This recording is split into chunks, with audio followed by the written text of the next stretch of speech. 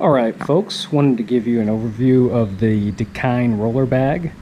This is the first travel bag I've purchased, so I've been thinking about it for a few years, finally pulled the trigger, and just got back from 3 days riding outside of Santa Fe, New Mexico. Had a fantastic time.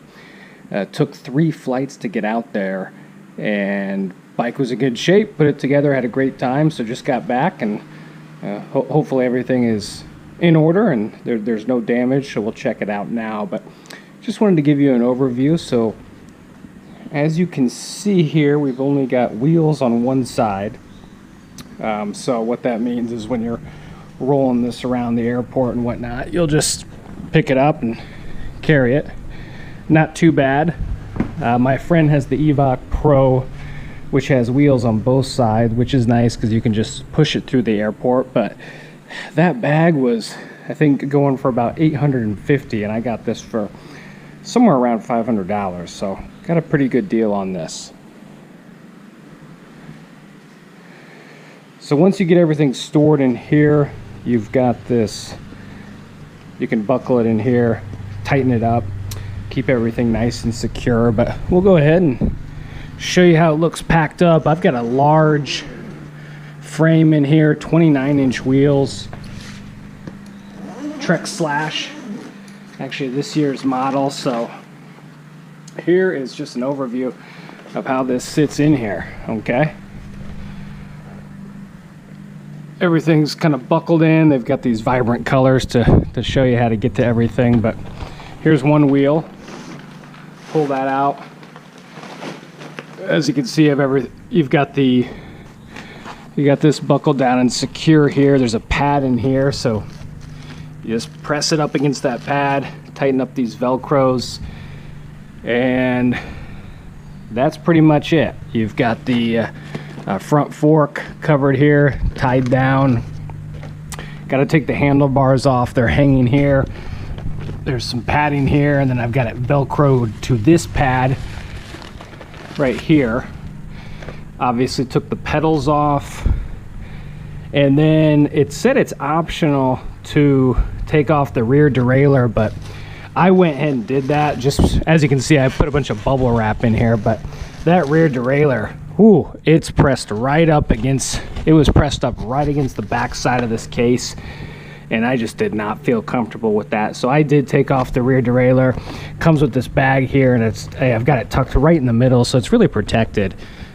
And that's what I did. So that's just a quick overview, and you've got the other wheel back here, as you can see.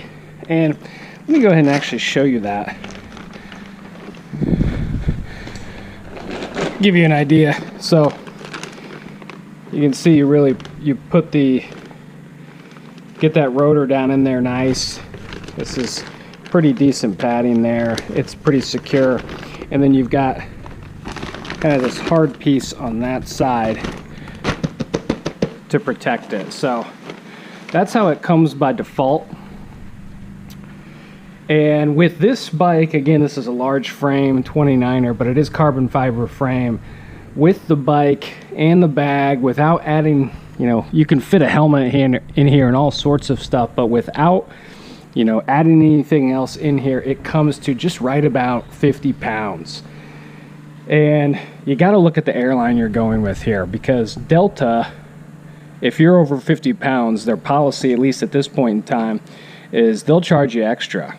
In fact, it could be $120, $130 for this. So I can speak to that a little bit later, but fortunately I actually had to take 2 flights out there, and then I got a direct back, and fortunately I only paid the $30 each way. But okay, here's a little better view. I pulled out all the bubble wrap just so you can see how this really sits in there.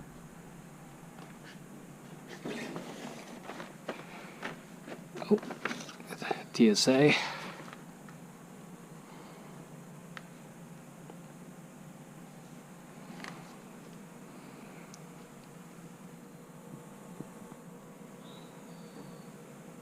Yeah, so as I was mentioning earlier, you've got to look at the airline and what their policy is. So I flew Delta. Right now their policy is As long as it's 50 pounds or less, it's a standard check bag, which is $30.